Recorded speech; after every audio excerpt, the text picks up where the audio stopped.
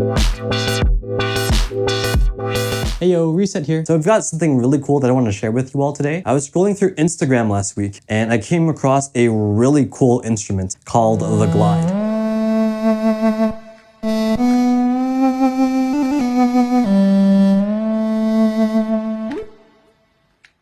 And I was really impressed with how expressive the instrument is by like shaking the controller or just like changing pitches, going up and down with the controller. And I was just about to purchase it. And then I remembered that this just literally looks like a Wii remote. I had a chat with Laura Escudé a few years ago, who also uses a Wii remote controller in her live setup. Laura Escudé is super cool. She's an amazing playback engineer, as well as Ableton's first certified trainer. Go check her out. From my talk with Laura, she had told me she uses a free program called OSCulator to use her Wii remotes as a MIDI controller. I had actually previously played with OSCulator just for a small Instagram post. Let's just roll that clip.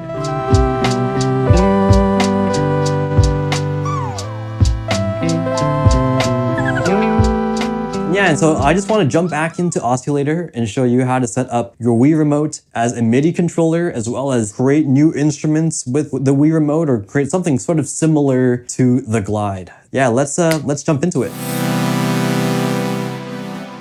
Okay, so I've got a few Wii remote controllers here. I have one regular one. Here's a fun Luigi one. And then another blue one with a nunchuck. Let's turn this into a MIDI controller. So I'm gonna open up OSCulator and let's go into the settings here. And we'll want to pair a Wii remote. Let's just pop open the back and you want to access that red sync button here. If I hit a pair Wiimote, hit the red sync button, it'll blink for a bit, and then we should get the green, oh, there we go, the green check mark. Oh, it's even got a little player one, nice. Let's pop that back on. Let's get to mapping this controller. It's already set up as a MIDI controller, and we just have to decide what each button does now. If you hit any of these buttons, it's gonna show up in the list here. So let's hit the A button, the B button. We now have access to the D-pad, 1 and 2, minus, home, and plus, right? So let's just work on the A button now. Let's try adding a MIDI note to it. And I want it to play maybe like a C2. Make sure in Ableton, when you go to your link tempo MIDI settings, make sure OSCulator out and in has track and remote on. So there we go. So if I hit the A button, it's playing a C2. Here's where we can start to really build out these instruments. I was thinking maybe this first instrument we can play with like chords or something. So maybe I can add like some MIDI effects. We can add a chord device. We can add some intervals here to make it a chord. So maybe +4 to make it a major third.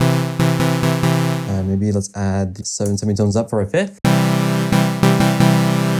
Ooh, maybe we can add 11 for that major 7 sort of sound. Ooh, okay. There's so many different ways we could set this up. That's basically the core principle of mapping it. And let's look into the accelerometer here. So there's a few different controls. There's the pitch, the roll, and the yaw. Those are kind of the main three. The pitch is basically when the controller goes like up or down like this. The roll is kind of like on arc like this. And the yaw is when it goes sideways like this. Yeah, so let's try mapping the pitch to something here. So maybe we can add a reverb device maybe. Yeah, let's add some reverb. Maybe let's have the pitch control the dry and the wet. Let's go to the pitch one here and I'm gonna go over to MIDI CC and let's just set this control change message to any number here. I'm just gonna pick 30. So pro tip, let's pause OSCulator here by clicking that pause button and then I can hit Command M to MIDI map. Let's hit the dry wet and go back to OSCulator. If you hit this little blank box, it sends that message over to whatever DAW without it getting too crazy, adding in other controllers or other parameters later, because otherwise it'd always be active. So now we've got it mapped to CC30. You can see here, channel 1, CC30. And so now if I turn OSCulator back on, if I move the pitch, oh, yep, you can see it right there. As I'm moving the controller, we can see it go up and down on the dry wet. Oh, of course, safety strap, can't forget that. So totally dry, and then as I go up, it should get more wet.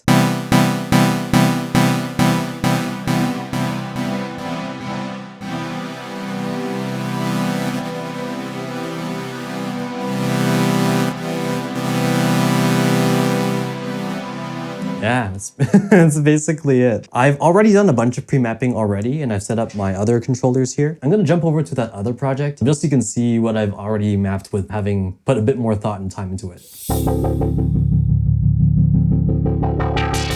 So So I've created 3 instruments using OSCulator and my Wii Remotes. The first one is this chord instrument. I'm still triggering the chord with A.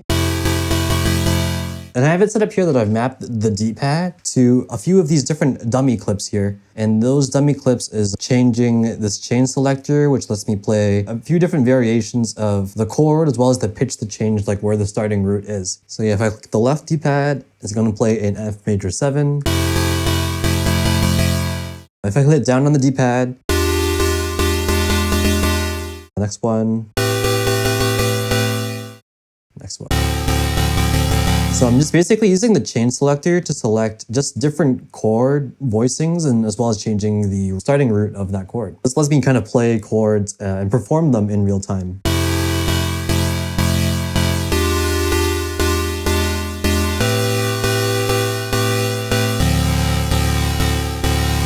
So that's pretty fun. Another feature that I've added here is that number 2 is mapped to this envelope follower and EQ. And basically, when I play the chord now, it kind of opens up and closes the filter.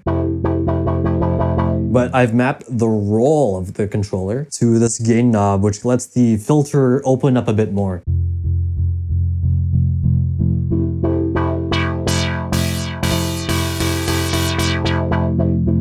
That's pretty cool. Then I was thinking, like, what improvements can we make there? Like, I'm getting a bit tired having to spam the A button all the time. So I've mapped the B button to this arpeggiator just to turn it on and off.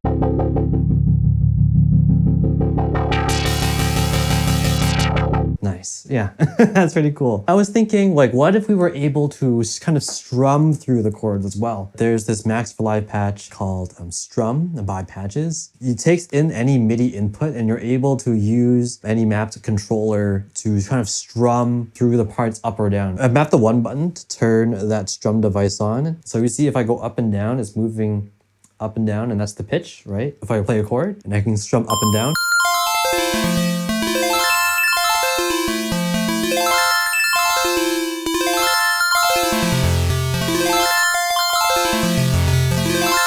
It's like you can get kind of cool textures out of it.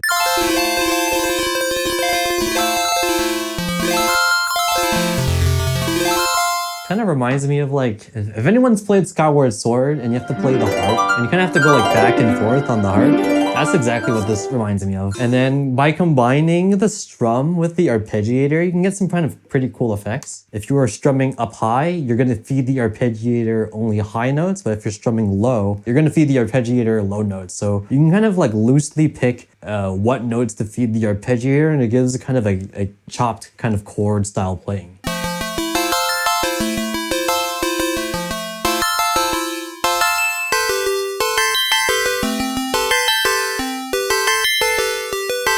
So that's pretty fun and cool. We could technically turn on the filter as well, but it's honestly kind of hard to control because the Wii Remote is very sensitive and very temperamental. So like going up and down will affect inherently the roll left and right as well. So, I mean, you can kind of get it if you're like very specific about like pointing it to up left, up right, bottom left, bottom right.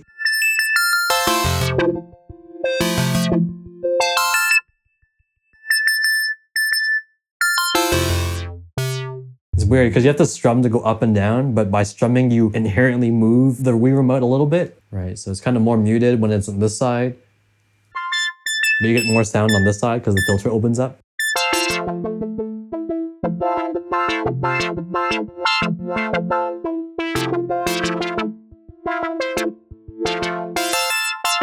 So that's my chord instrument. Next up I've got here is my Luigi controller, and this is mapped to my drums here. So I've got my kick on the A button, snare on the B button, hi-hat on the 1 button, and like just a little crash cymbal on 2. Nothing fancy, it's just kind of meant to just play just like a regular kind of drum kit.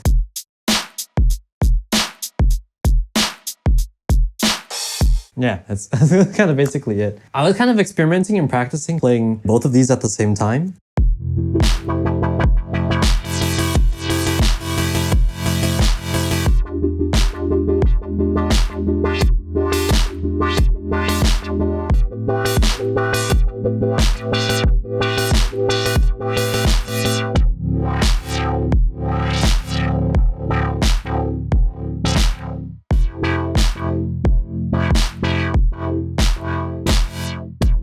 It's a little bit of coordination. Let's talk about my last instrument here.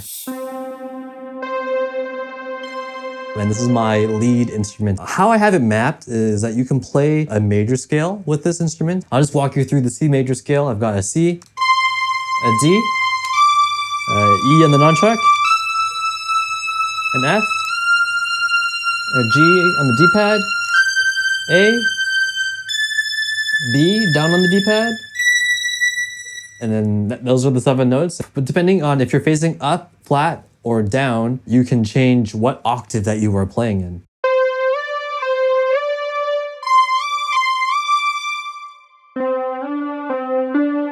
And then the nunchuck does things as well. I mapped it so that if you like shake the nunchuck, it kind of acts like a vibrato of some sorts.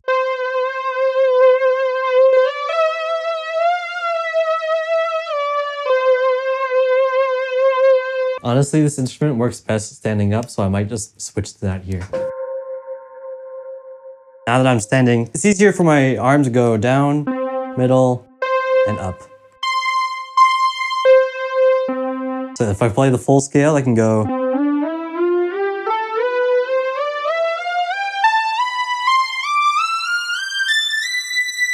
On the nunchuck, you can actually do pitch bends as well, using the stick here.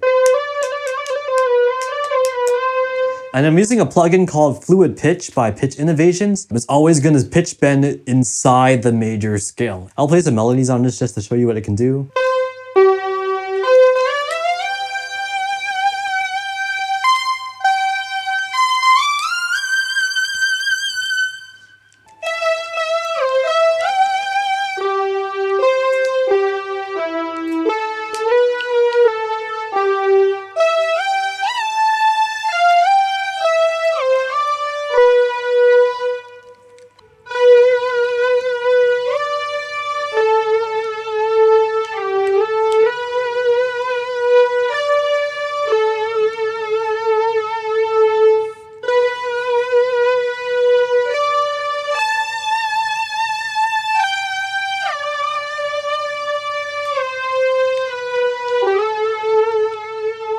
There's a ton more that you can play, and I'm still getting the hang of kind of make this a working instrument. There's still some tweaks that I could still make. I'm fairly happy with how it responds to my input and my intention. The only thing I would really just kind of still need to fine tune is just like, sometimes it doesn't switch the right octave depending on or I face. It's good for the most part, like 80% of the time, but otherwise it still needs a bit more fine tuning. Now I'll have to play you all 3 of these controllers together and make a jam out of that.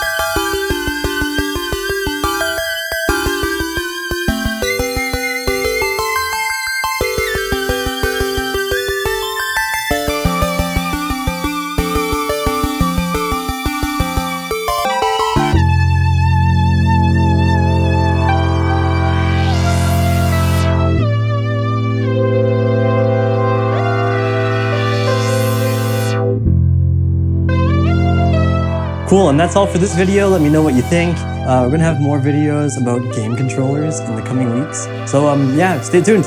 See ya. So I tried getting this Wii balance board working, and it does work, and it does sync, but like It's kind of jank, to be honest with you. I don't know if I want to be doing this sort of movement while performing.